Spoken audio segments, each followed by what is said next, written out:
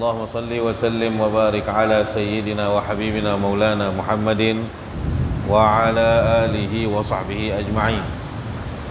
نوينا تعلم والتعليم والتذكر والتذكير والنفع والانتفاع والإفادة والاستفادة والحث على التمسك بكتاب الله وسنة رسوله صلى الله عليه وعلى آله وصحبه وسلم، والدعاء إلى الهدى والدلالة على الخير ابتغاء مرضات الله وقربه وحسن ثوابه سبحانه وتعالى.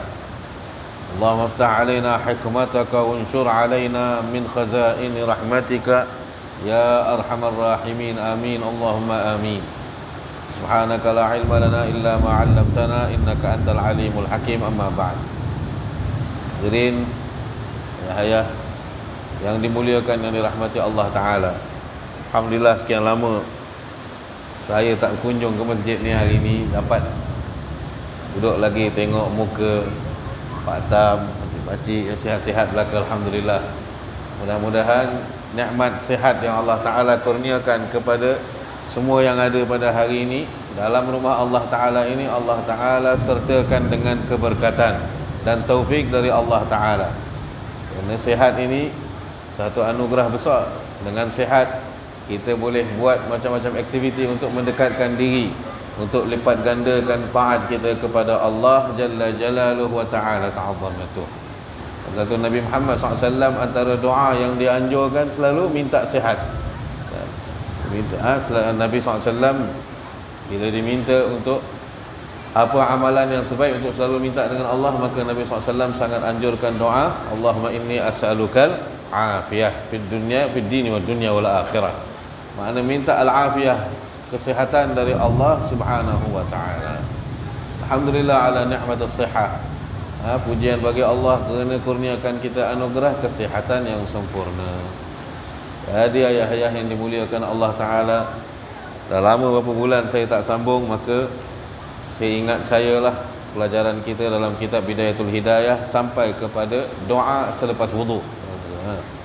Maka kita sambung hari ini pada doa yang dianjurkan oleh Nabi SAW selepas berwudu. Dan sunnah ini antara sunnah yang diabaikan, ditinggalkan hari ini oleh ramai umat Nabi Muhammad SAW.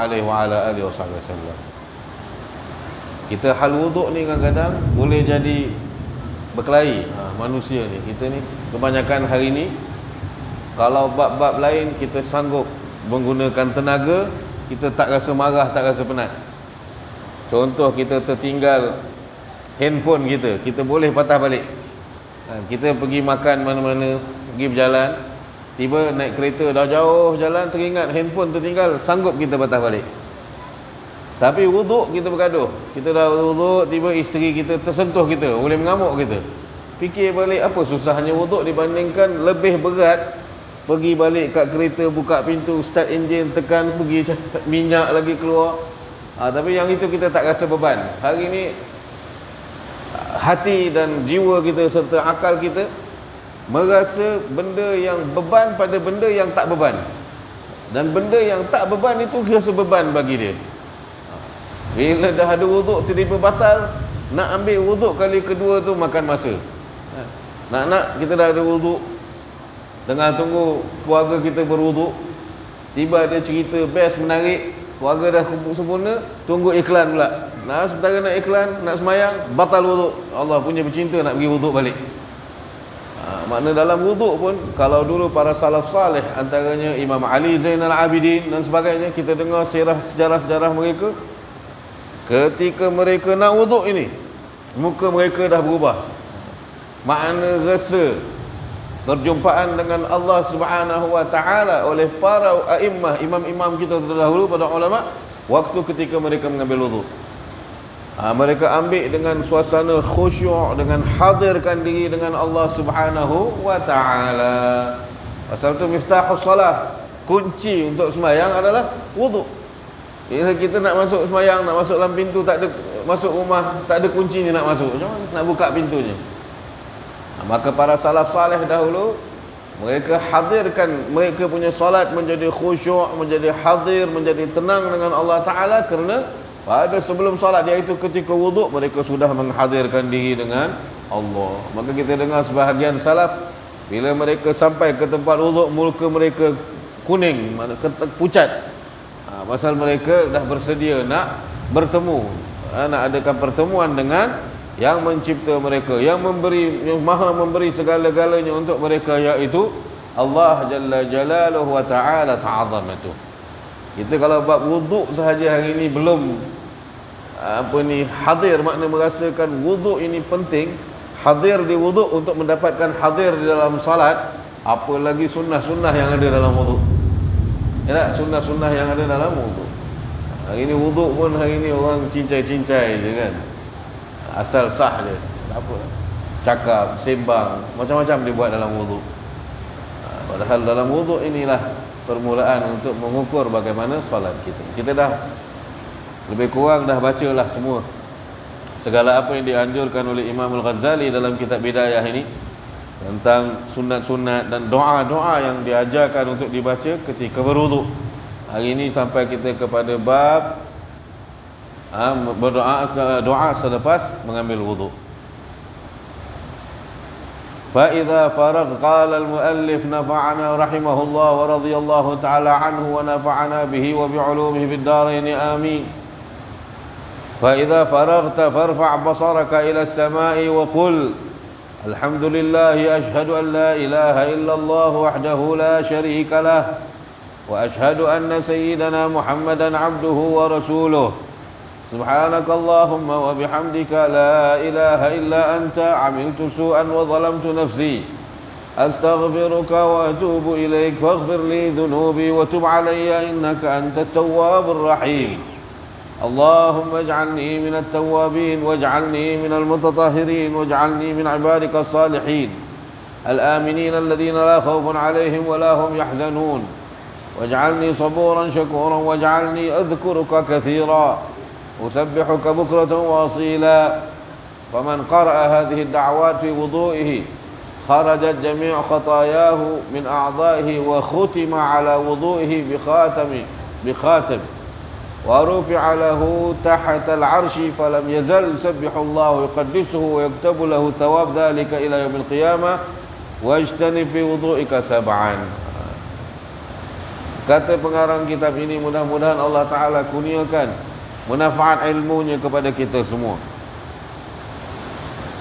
Katakanlah ataupun sebutlah atau bacalah selepas kamu selesai mengambil wuduk dengan sempurna. Dan fa'idha faraghta, selesai kamu berwuduk, maka angkatkan tangan kamu. Antara perkara yang disunatkan dilakukan selepas kita wuduk, kita menghadap ke kiblat, kita angkat tangan kita, angkat luas-luas, seakan-akan menampakkan kalau ada bulu ketiak, nampak bulu ketiak kita. Itu yang dilakukan oleh Nabi SAW. Yang kedua, farfa' basaruka, dan mata kita melihat ke langit. Ini sunat. Angkat tangan, mata lihat ke langit. Kemudian kita datangkan doa, baca Alhamdulillah. Betul apa dia? Asyhadu an la ilaha illallah wahdahu la syarikalah wa asyhadu anna Muhammadan abduhu wa rasuluh. Subhanakallahumma bihamdika asyhadu an la ilaha illa anta astaghfiruka wa atubu ilaik. Ini panjang dia punya naskah. Yang biasa kita datang pun itu yang banyak dalam kitab-kitab fiqh atau kitab-kitab fikih dikongsikan. Kemudian datang Allah, maj'alni minat tawwabin, maj'alni minal mutatahhirin, maj'alni min ibadika as-salihin. Tapi hari ini orang tergesa-gesa, tak tahu apa yang digesa-gesakannya kan. Kerana tergesa-gesa habis perkara-perkara penting, sunat-sunat yang tidak diabaikan oleh Nabi, para sahabat Nabi Muhammad SAW hari ini ditinggalkan oleh ramai umat Nabi Muhammad SAW. Tak tahu apa yang dia kejar, tak tahu. Kalau nak kata kejar takut terlambat sembahyang, kita yang lambat datang masjid. Bukan salah imam, bukan salah masjid, salah diri kita sendiri. Maka sesiapa sahaja yang haris, yang sangat menjaga benda-benda ni, maka mereka akan dijaga oleh Allah masa-masa mereka. Mereka kalau orang yang istiqamah dengan sesuatu benda, maka Allah Ta'ala akan tetapkan mereka dalam keadaan tersebut. Maka akan jadikan masa mereka sempat untuk mereka datangkan sunnah dan mereka mendapat takbiratul ula dengan imam. Pasal hidup kebiasaan, benda yang menjadi kebiasaan, insya-Allah benda tu akan terbiasa dan sempat. Macam orang biasa tengah hari mesti makan tengah hari, paling lewat katalah pukul 2, insya-Allah pukul 2 wajib dia akan dapat makan, dia akan dapatkan kesempatan untuk makan juga. Pasal dia bukan kebiasaan, bukan kesempatan, maka dia tak jadikan kebiasaan, maka dia tak ada kesempatan untuk mengamalkan apa yang menjadi kebiasaan baginya. Maka biasakan, sebab kita nak baca syarah Al-Imam Fakihi yang mensyarahkan kitab Bidayatul Hidayah tentang beberapa fadilat, beberapa kehebatan, beberapa anugerah besar yang ada pada doa selepas wuduk yang dijanji oleh baginda Nabi Muhammad sallallahu alaihi wa ala alihi wa sahbihi wasallam. Pertama sekali katanya,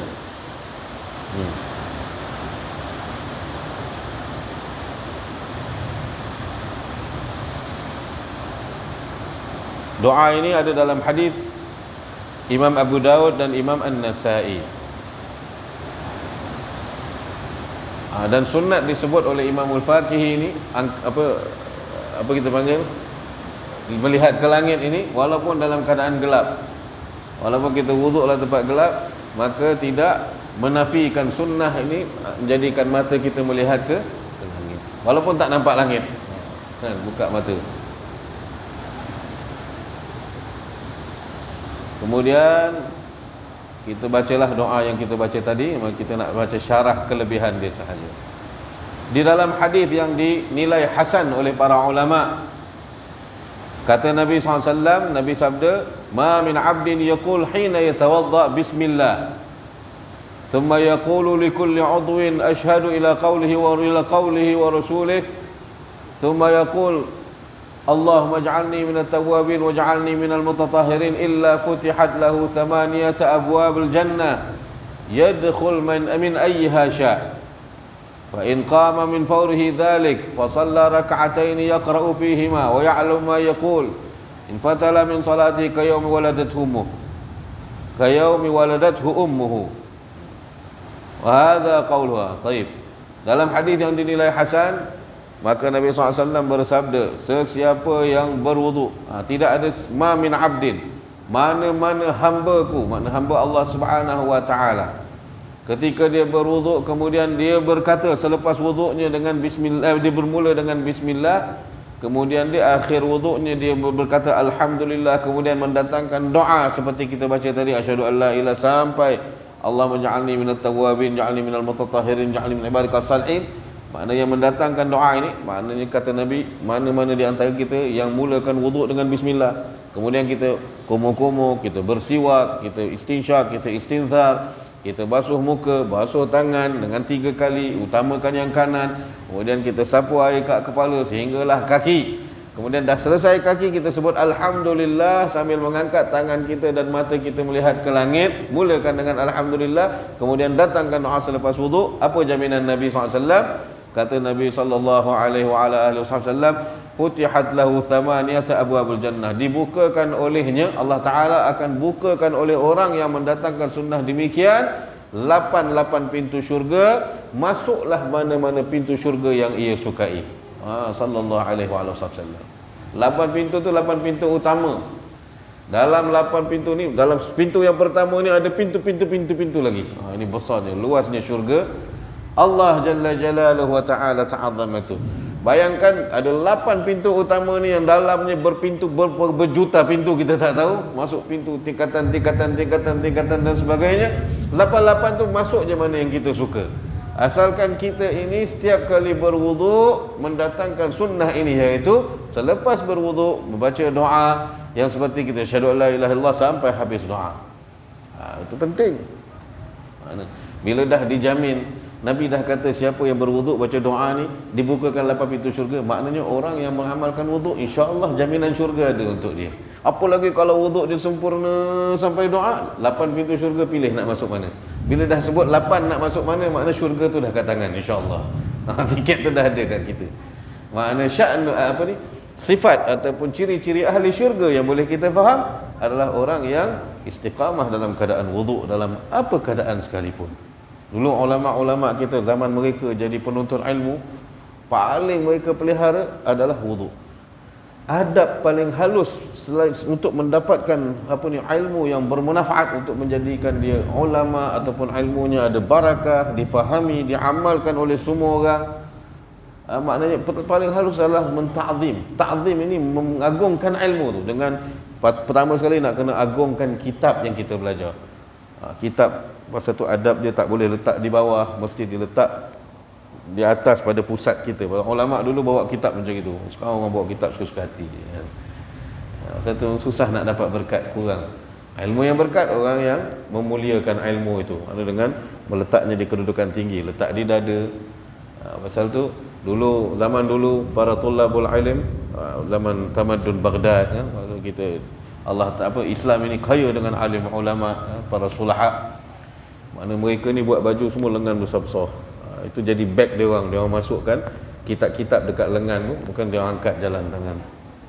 Pasal tu Piramli tunjuk kat kita macam mana orang dulu-dulu kan kalau jalan bagi salam dengan tangan mereka. Pasal meletakkan kitab-kitab, menta'zim, mengagung, mengangkat martabat ilmu ini di tempat yang tinggi. Bila kitab ni kita dah pandai ta'zim, insya-Allah guru kita akan ta'zim, dan tempat kita mengaji ilmu kita akan ta'zim. Akhirnya hati ini akan membawa kepada ta'zim agama Allah Jalla Jalaluhu wa Ta'ala ta'zamatu. Macam mana kita nak jadi orang yang tinggikan, angkat martabat agama, yang ni pun kita tak ambil peduli. Kerana sebahagian tempat kita tengok majlis baca Yasin ke, kita kadang sebahagian tempat lah tu imam pun barangkali tak perasan ke tak peduli, orang habis baca Yasin letak surah Yasin kat lantai je. Ini Quran. Ulama ilmu pun dimuliakan. Quran orang buat tak peduli, letak kat lantai, tak rasa bersalah, tak rasa berdosa. Tulisan bismillah ni nama Allah dan dia ayat Quran. Bismillahirrahmanirrahim itu ayat Al-Quran. Buku biasa, surat khabar kata yang ada bismillah pun tak boleh biar kat lantai. Sebab bismillah tu ayat Quran. Innahu min Sulaiman wa innahu bismillahirrahmanirrahim. Ayat Quran. Kita cuba selepas makna musim-musim insya-Allah lah pemulihan corona ni insya-Allah makin baiklah insya-Allah. Musim-musim ni patutnya mendidik hati kita masing-masing bagaimana memandang tinggi agama ini. Bagaimana pandang tinggi mesti adakan dalam jiwa kita ini rasa cemburu terhadap agama. Makna cemburu dengan agama ni apa? Hatta kecil-kecil benda kita tak boleh tengok. Kita mesti ta'zimkan dia. Tak boleh tengok orang yang remeh agama walaupun nampak perkara tu perkara kecil. Pasal perkara tu besar, dia berkaitan agama. Maka tak ada dah lepas ni surah Yasin ke apa benda, doa-doa bersepah di lantai. Kita malas sangat nak pegang, hantar balik ke depan. Ketika tahlil kan kita nak ikut imam je. Jadi kita tak perlukan kitab tu, sudah hantar ke depan ataupun puasing letak, tak payah letak kat lantai kita. Pasal kita sendiri tak muliakan agama, macam mana kita tak boleh nak marah orang kafir yang hantam agama kita. Kita sendiri tak muliakan agama kita, maka kita muliakan agama. Bermula dengan perkara-perkara yang macam ini. Jadi ulama-ulama dulu mereka cukup jaga. Kemudian nak dapat benda ni, kesedaran jiwa, mereka dawam sentiasa dalam wuduk. Saya tak ingat Imam Abu Bakar Adani ke siapa dalam sirah, maknanya ulama besar lah, saya tak ingat nama. Saya terbaca petang tadi dalam kitab apa ni, Syekh Abdullah Abbas Saudan kata ada satu imam ni satu hari dia mabtun, dia sakit perut. Dia sakit perut, hari itu sahaja dia berwuduk tak kurang daripada 17 kali. Waktu dalam sejam dua tu. Maknanya kerana dia terlalu sakit perut, mungkin kalau dia tak buang air pun dia takut dia terkentut. Sebab dalam keadaan itu dia takut ilmu yang dia sedang mutalaah ini tak ada berkat. Pasal tak nak mutalaah dalam keadaan dia tak ada wuduk. Pasal dia kalau mutalaah tiba perut dia sakit, maka dia kerap sanggup bangun. Kita kata kita ambil wuduk ni cukup berkira cukup marah, oh batal, malas. Kadang lagi 2 minit nak bila nak azan, kita kat dalam masjid dah perut punya pasal, balik rumah lah. Sembahyang pukul 1 seorang-seorang, tinggalkan jemaah kerana malas nak wuduk. Tak tahu sebab apa malas, tak tahu. Air itu bukan 10 kilo nak angkat, berat ke? Orang boleh angkat apa tu kita panggil besi kan, berkilo-kilo, tak malas pula. Handphone ni rasa lebih berat pada air, nak angkat, nak main, nak pegang macam ni, berat.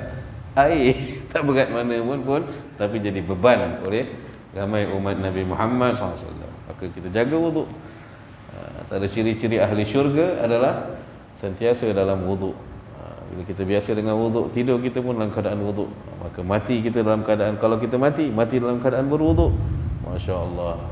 Kalau wuduk yang macam ini, yang Nabi jamin, baca doa, dibukakan oleh Allah Ta'ala 8 pintu syurga. 8 pintu tu, masuklah mana kita suka. Pilihlah nak masuk salah satu daripada 8 pintu syurga Allah Jalla Jalaluhu wa Ta'ala ta'azzamatuh. Kemudian fa in qama min fawrihi, selesai dia berdoa dalam hadis ini, fa shalla raka'atain, maka dia masuk masjid ke rumah dia, selepas dia wuduk, dia doa, kemudian dia tunaikan 2 rakaat. 2 rakaat sini adalah sunnatul wuduk. Yaqra fihi ma ya'lam ma yaqul, maka dia maknanya sembahyang dengan sempurna, membaca dan tahu apa yang dia baca, yang disebutkan. Kemudian infatala min salati qaimul, maknanya selesai dia menunaikan solat sunat ini, solat sunat wuduk ni, maka beri dia salamnya, Assalamualaikum warahmatullahi, Assalamualaikum warahmatullahi, jaminan Nabi Muhammad SAW digugurkan semua dosa dia, seakan-akan dia ini sebagai bayi yang baru lahir daripada perut ibunya. Oh, seronok jadi umat Nabi Muhammad SAW, seronok. Kita dah buat dosa banyak ni, kita mengumpat ke, kita memaki, mencaci ke, buat kerja tak apa-apa, tiba kita berwuduk je, subhanallah, kita wuduk sempurna, jaga dengan doa-doa ni, kemudian kita datangkan doa, kita solat, habis dosa tadi dihapuskan semua oleh Allah Subhanahu wa Ta'ala. Orang lain tak dapat. Hargai kurniaan Allah Ta'ala ini, hargai Nabi Muhammad SAW. Laulah, kalau tak ada Nabi, tak dapat kita benda-benda macam ini. Dalam wuduk juga kalau kita bincangkan betapa besarnya kita di sisi Allah kerana kita jadi umat Nabi Muhammad SAW. Macam manja kita, Allah tahu kita sentiasa ada je ni, sekejap lagi buat salah, sekejap lagi buat salah. Jadi ada jalan selagi dia hidup untuk pastikan dia ini tak senantiasa dalam berdosa dalam kehidupan. Tak nak hidupkan satu umat Nabi SAW ini dalam 5 minit dalam keadaan dosa terus-menerus. Tak, pastikan dia berdosa, dia akan kembali, berdosa, dia akan kembali. Pelihara wuduk kita dengan sempurna dan datangkan doa ini. Kemudian disebut lagi, waj'alni min ibadika salihin. Kata Syekh Al-Faqihi, adapun doa Allahumma ja'alni minat tawabin, ja'alni minal mutatahhirin, dan kalimat waj'alni min ibadika salihin, katanya lam ajidhu ma'al fahs fi ghairil bidayati wal ihya' minal ahadith wal atharul waridah. Adapun kalimat waj'alni min ibadika salihin, aku tak menemukan dalam mana-mana matan ataupun riwayat hadis ataupun athar, melainkan hanya ada dalam kitab, dalam nuskhah yang dikarang oleh Imam Al-Ghazali, iaitu kitab Bidayatul Hidayah dan kitab Ihya Ulumuddin. Walaysa fil ihya nuskhah fil bidayah. Ada lagi satu nuskhah yang ditulis oleh Imam Ghazali, tambahan wa min ibadika salihin al-faizin al-aminin alladhina la khaufun alaihim wa la hum yahzanun. Katanya wala syakka, tetapi anna salihin alladhina humul qa'imuna bi huquqillah wa huquqil ibad mawsufun bi hadzal fawz wal aman wa salbil khawf wal huzn, wa la yakhfa 'izzatu salih bit tafsir al madhkur, wa la yamtani' ma'aha su'al Allah Ta'ala an yakuna minhum. Adapun katanya walaupun tak jumpa dalam nuskhah hadis, maknanya tak jumpa, tak salahlah bagi pengarang syarah ini untuk kita mengikut tambahan doa daripada Imam Al-Ghazali. Kenapa?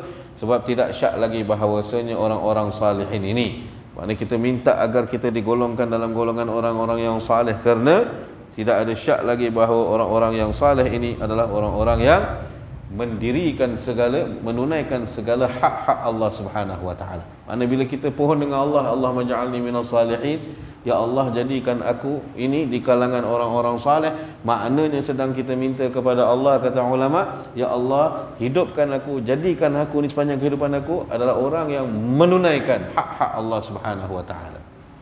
Maknanya tidak kurang dalam menunaikan hak Allah. Maka doa ini tidak dikecam oleh ulama. Ulama dulu-dulu kalau dia tak jumpa kalimat ini dalam matan hadis, dia tak cakap dengan orang, dia tak tulis kat kitab, dia tak sebarkan viral, dia tak buat poster merata-rata kan, cakap jangan ikut ni Ghazali ni menambah-nambah. Tak. Ulama dulu bukan macam gitu. Orang sekarang je lebih pandai.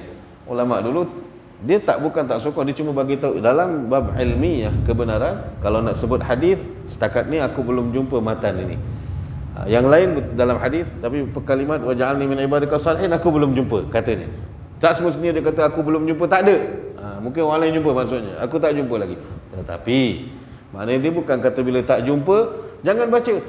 Imam Ghazali buat-buat. Tak. Dia kata maknanya disokong lagi. Apa yang ditambah oleh Imam Ghazali ini tak bercanggah dengan nas. Maknanya memohon menjadi hamba saleh ini bukanlah benda yang berdosa ke, benda sesat ke, benda sia-sia ke. Takkan minta dengan Allah jadi orang saleh ni sesat? Ada? Kalau kita nak kata bid'ah kan, minta pasal bid'ah ni Imam Ghazali tak baca. La haula wala hadis tak ada. Tak boleh lah macam gitu kan. Kerana ni dalam fadilat kita ambil segala fadilat apa sahaja amalan kaum salihin, mereka juga mendapati amalan ini daripada ilham yang diilhamkan oleh Allah jalla jalaluhu wa ta'ala ta'azzamatu. Jadi mengikuti kaum salihin sama juga kita meneladani Nabi Muhammad SAW. Kerana kita nak tahu Nabi Muhammad SAW seluruhnya lah, zahir batinnya adalah dengan meneladani para salihin. Para salihin lebih utama, lebih banyak, lebih penuh dalam hatinya dalam berhati-hati untuk Nabi Muhammad SAW. Mereka orang salih, mereka lebih berhati-hati. Mereka tahu apa mereka buat. Itu je. Ini beza orang ulama dengan sekarang. Sekarang tak tahulah ulama ke tidak. Kalau ikut Imam Al-Haddad dalam kitab Nasih Diniyah, mereka alim ulama tapi mereka ejen syaitan. Ada ulama-ulama yang digelar dalam kitab nasihat agama adalah ejen bagi syaitan. Mereka ada ilmu tapi mereka tak amanah. Kamathalil himar yahmilu asfara. Mereka ni diumpamakan sebagai umpama keldai. Keldai ni hamilut Taurah kan. Bawa Taurat, pikul Taurat. Thumma lam yahmiluha. Kemudian tak tahu apa yang dipikul. Dia tak tahu Taurat apa isi kandung. Keldai mana dia tahu? Dia Taurat tu pun dia tak tahu apa. Macam hari ni orang mengaji agama, ada title, dapat degree, dapat master, dapat PhD, dapat doktor, kemudian mungkin sampai profesor, mungkin lagi dah datuk lagi, datuk doktor profesor, bahkan Tan Sri mungkin kan. Punya tinggi jawatan. Kalau mungkin dah sampai ke ketua pengarah dalam sektor masing-masing lah, agama kita tak tahu, punya besar. Tapi semalam yahmiluha. Tak ada apa orang ni, tin kosong. Hanya gelaran saja. Sebab ilmu tak pergi ke hati. Dulu lepas perang Hunain, lepas Nabi SAW balik pada perang Hunain, ketika bahagi ghanimah, Nabi SAW dalam perang Hunain, ghanimah ini diberi kepada orang-orang baru. Mana otai-otai perang tak dapat ghanimah ni. Macam otai-otai ni ashab Badar, ashab Uhud, orang yang dah Islam lama dengan Nabi, yang menyertai Badar, menyertai Uhud, mereka ditinggal, mana tidak diberi ghanimah. Ghanimah ini diberi hanya orang yang menyertai Nabi selepas Uhud. Maknanya budak baru, junior, mu'allab ni. Pasal Nabi nak bagi semangat lagi perang. Dan sahabat tahu tindakan Nabi, sahabat diam. Kerana Nabi tak akan bertindak ikut hawa nafsu Nabi Muhammad SAW. Maka sahabat-sahabat besar ni, otai-otai ni, yang hebat-hebat ni tak dapat pun, tak boleh sikit pun daripada ghanimah perang Hunain. Semua diam dan pasrah dengan tindakan Nabi kecuali dua orang. Bangun marah Nabi, bukan ni marah lagi Nabi. Perkataan yang dikeluarkan oleh mereka kepada Nabi berat. Kata bahawa ya Muhammad, engkau tidak berlaku adil. La haula wala quwwata illa billah. Siapa yang beriktikad Nabi tak adil, maka keluar. Mana tak boleh kita letak keyakinan bahawa Nabi ni tak berlaku adil. Ni dua orang bangun, otai ni marah Nabi, kata Muhammad kau dah tak adil. Kemudian Nabi biarkan. Kemudian Nabi cakap dengan sahabat-sahabat yang belakang ini, daripada tulang sulbi dia ni nanti akan lahir golongan, hari ini disebut oleh ulama Al-Khawarij. Golongan Al-Khawarij lahir daripada sulbi dua ekor yang menentang Nabi ini, bahkan mencaci Nabi, sebut Nabi dengan perkataan Muhammad tidak berlaku adil, hanya kerana mereka tidak mendapat bahagian ghanimah setelah mereka pulang daripada perang Hunain. Ini ujian Allah Ta'ala. Orang macam ini, mereka ada ilmu, tapi ilmu mereka yang Nabi sebutkan, golongan siapa kan sahabat tanya Nabi, apa maksudnya? Mana golongan yang mereka baca Quran, tapi Quran mereka hanya sampai dekat apa yang ini? Al-Qum, tak sampai ke hati, berhenti kat sini je. Mungkin suara sedap, tajwid bagus, tapi apa isi Al-Quran tak ada. Murad Al-Quran, apa kehendak yang dikehendaki oleh Al-Quran untuk kita jalani kehidupan, tak ada, kosong. Ramai. Mana ilmu banyak. Qala qila apa sebut semua tahu, had mau sahih, maudhu', hasan, bla tapi tin kosong. Jiwa tak ada. Bila jiwa tak ada dengan ilmu, dengan agama ini, maka apa sahaja keluar bunyi sedap, fasih sebagainya, tapi hasilnya perpecahan, hasilnya orang makin jauh dengan Allah, orang jadi bermusuhan. Maknanya hasilnya adalah hasil kehendak syaitan, bukan kehendak agama, bukan kehendak Allah.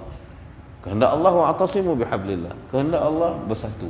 Maknanya ilmu sepatutnya menyatukan, mententeramkan, membahagiakan, menggembirakan patutnya.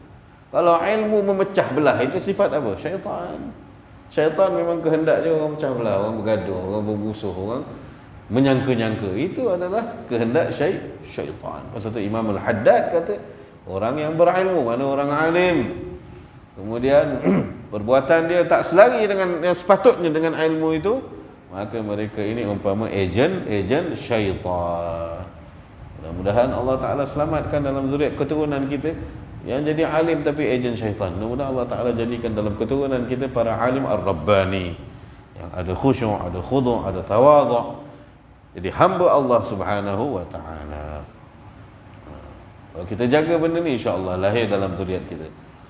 Wala syakka anna salihin, katanya kerana para salihin ini adalah orang yang mendirikan, menunaikan hak-hak Allah, juga hak-hak hamba Allah. Kerana mereka tahu bahagian untuk Allah, bahagian bermuamalat dengan hamba-hamba Allah. Maka mereka disifatkan dengan keuntungan. Kalau nak keuntungan, kebahagiaan dalam kehidupan dan kematian, maka cari keuntungan dengan mencontohi kaum-kaum salihin. Kerana mereka ini mendapat keuntungan. Kita nak hidup menjadi orang yang untung, maka contohi kehidupan orang-orang yang memperoleh keuntungan, iaitu kaum salihin. Beri keamanan mereka oleh Allah daripada sifat ditarik dalam jiwa mereka ni takut yang tak tentu arah dan juga duka cita.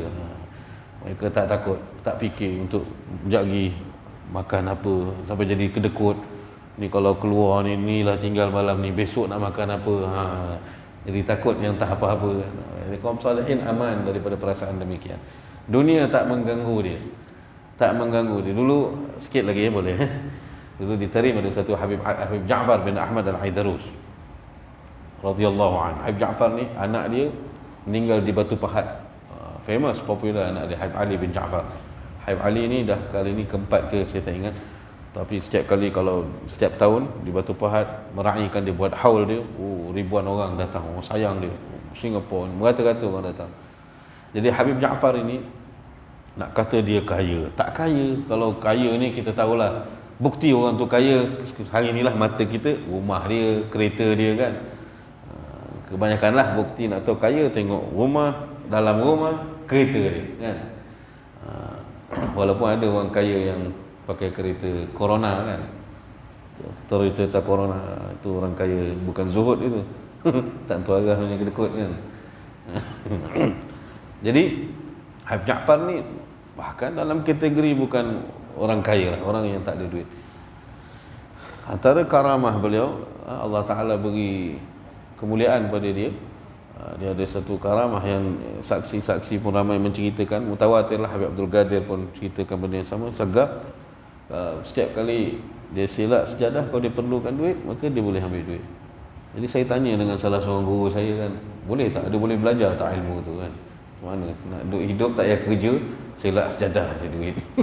Selak sejadah dapat duit kan, syok kan. Itu bank pun boleh tutup kan, kalau jumpa kita kan. Habib Kazim jawab, itu mana boleh buat-buat.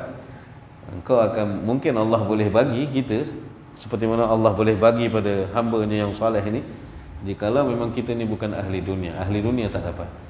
Sebab apa dia dapat benda tu? Sebab dia tak ada pernah, hati dia tak ada duka cita, tak pernah fikir pun pasal duit. Duit yang diselak ni bukan untuk dia. Dia hanya duka cita dengan orang lain.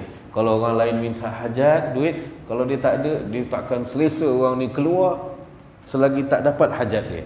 Pasal itu setiap kali orang kalau berhajat dengan dia, orang soleh ni, kita ziarah dia, apa je kita hajat, insya-Allah akan ditunaikan. Maka Habib Ja'far ni dia bukanlah orang berduit, bukan orang kaya, tapi dia tak nak orang pulang pada rumah dia ni hampa. Kadang-kadang fuqara, mustad'afin, orang miskin, orang datang minta ke dia, jadi mesti nak bagi juga. Maka dia selak je, Allah adakan supaya orang ni balik dengan gembira. Ini sifat orang saleh, Allah jaga mereka. Kalau nak dapat macam gitu, maknanya buanglah dengan mujahadah dan sebagainya, sehingga Allah Ta'ala. Pasal biasanya orang-orang miskin, orang fakir ni, orang Islam, subhanallah, ini orang fakir yang mukmin lah, yang hebat, yang ada maruah. Mereka takkan pergi ketuk pintu rumah orang. Mereka akan cari itulah Pak Imam, Ustaz. Kadang-kadang dia orang ni utak fikir ustaz ni mesti kaya, envelope banyak kan, khutbah lagi masjid, satu hari 5-6 masjid. Kita minta kat ustaz lah. Kita tak tahu ustaz pun ada pajak gantung kan. Kadang-kadang orang kaya pun sasak dah, kata Sudin kan. Jadi Allah Ta'ala gerakkan dalam hati mereka. Pasal mereka berpendapat ustaz ni takkan halau aku. Kalau minta kat orang kaya, aku kena hina, kena cemuh, kena maki.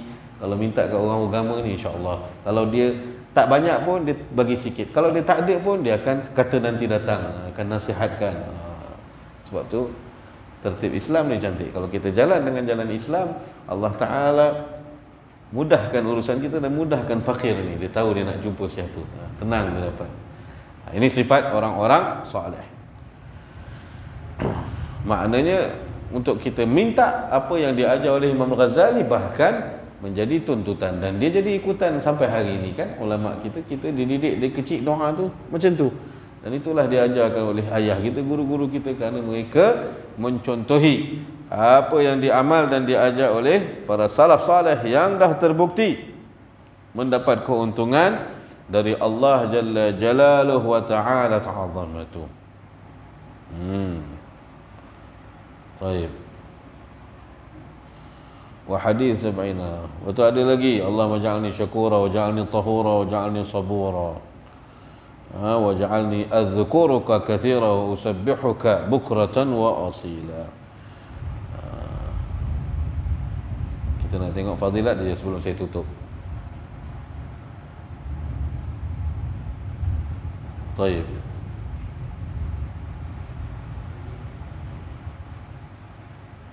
Tak ada. Hanya syarah ataupun terjemahan bagi doa-doa tersebut. Sebab kalau kita saya ajar pun, saya sebut pun, kita tak tulis, macam mana nak ingat kan. Jadi macam faham je lah kan. Kalau yang kalimat asyhadu an la ilaha illallah itu biasa kita dengar dan barangkali kita hafal.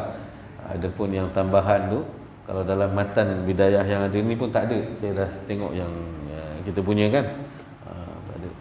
Jadi tak apalah, saya berhenti takat ni lah malam ni. Apapun alhamdulillah, mudah-mudahan Allah Subhanahu wa Ta'ala kurniakan manfaat kepada kita semua. Mudah-mudahan berkat kita dapat duduk, Allah Ta'ala beri kita masa ini untuk duduk beriktikaf di rumah Allah, sama-sama melakukan amal saleh, menunaikan solat jemaah, kemudian duduk dalam majlis ilmu. Mudah-mudahan apa yang kita buat ini menjadikan segala apa yang kita hajatkan oleh Allah Ta'ala, Allah kabulkan. Maka hajat utama kita nak supaya Allah Ta'ala angkat wabak ataupun malapetaka yang sedang melanda dunia hari ini, supaya kita nak diri kita dan sebagai orang beriman yang bersama kita tidak terpesong rasa takut ni. Kita takut dengan wabak ni pasal kita takut diri kita dan orang lain ni terpesong rasa takutnya. Orang jadi takut kepada corona melebihi takut apa yang mereka takut. Kita ada corona pun kita mati, tapi ialah takkan kita nak mati corona kan. Buat apa pula mati corona kan. Selagi kita boleh lawan kematian, kita lawan sampai ajalnya, sampai masa kita meninggal dunia. Apapun, mudah-mudahan berkat ini Allah Ta'ala angkat segala malapetaka dan wabak yang sedang melanda dunia hari ini, khususnya kepada umat Islam.